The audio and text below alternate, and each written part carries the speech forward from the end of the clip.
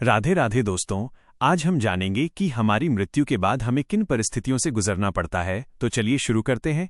गरुड़ पुराण में मृत्यु, आत्मा के सफर और यमलोक की यात्रा का बहुत ही विस्तार से वर्णन किया गया है। सनातन धर्म में इसे किसी व्यक्ति की मृत्यु के बाद उसके मोक्ष के लिए पढ़ा जाता है।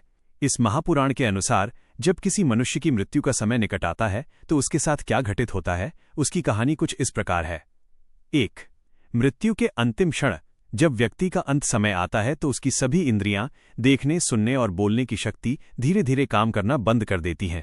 गरुड़ पुराण के अनुसार अंतिम समय में व्यक्ति को भगवान की तरफ से एक दिव्य दृष्टि मिलती है, जिससे वो पूरे संसार को एक साथ देख पाता है।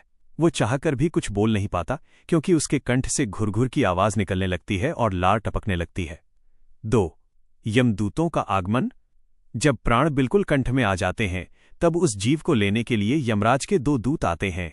गरुड़ पुराण के अनुसार यमदूत दिखने में बहुत भयानक होते हैं। उनकी आंखें बड़ी बड़ी, क्रोधित और उनका रंग बिल्कुल काला होता है।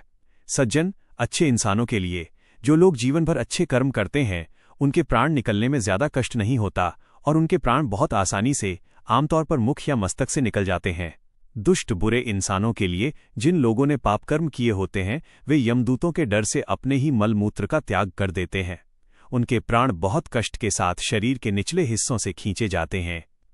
3. यमलोक की पहली यात्रा, 47 दिनों का सफर। शरीर छोड़ने के बाद आत्मा अंगूठे के आकार की एक सूक्ष्म देह धारण कर लेती है, जिसे यातना शरीर कहा जाता है।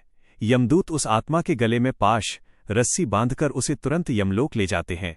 पहले दिन यमलोक पहुंचने पर यमराज उसे उसके पाप और पुण्य दिखाते हैं और फिर उसी दिन उसे वापस उसके घर, जहां उसकी मृत्यु हुई थी, छोड़ दिया जाता है।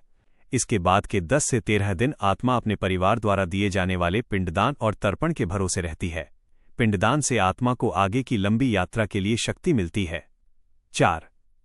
वैतरणी नदी का भयानक सामना।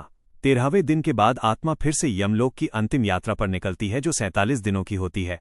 इस मार्ग में 16 अत्यंत कष्टदायक नगर आते हैं।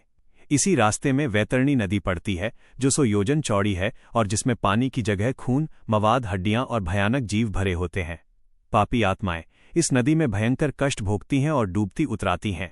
पुण्यात्माएं, जिन्होंने जीवन में गौदान, गाय का दान किया होता है, उनके सामने एक नाव प्रकट होती है और वे आसानी से इस नदी को पार कर जाते हैं। 5. यमराज का दरबार और न्याय। लंबी और कष्टदायी यात्रा पूरी करने के बाद आत्मा यमराज के दरबार में पहुंचती है। वहां चित्रगुप्त, जो इंसानों के कर्मों का लेखा जोखा रखते हैं, यमराज को उस आत्मा के अच्छे और बुरे कर्मों का हिसाब सुनाते हैं। इसके बाद यमराज न्याय करते हैं।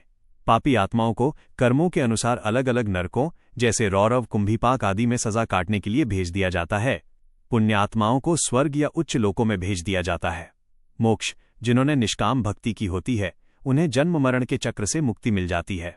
सजा या भोग पूरा करने के बाद आत्मा को उसके बचे हुए कर्मों के अनुसार फिर से 84 लाख योनियों में से किसी एक में नया शरीर, जैसे पशु, पक्षी, पेड़ या दोबारा मनुष्य मिलता है। संक्षेप में संदेश: गरुड़ पुराण की ये कहानी केवल डराने के लिए नहीं है, बल्कि मनुष्य को यह याद दिलाने के लिए है कि हमारे कर्म ही हमारा भविष्य तय करते हैं। मृत्यु केवल शरीर की होती है, आत्मा अमर है और उसे अपने कर्मों का फल भुगतना ही पड़ता है।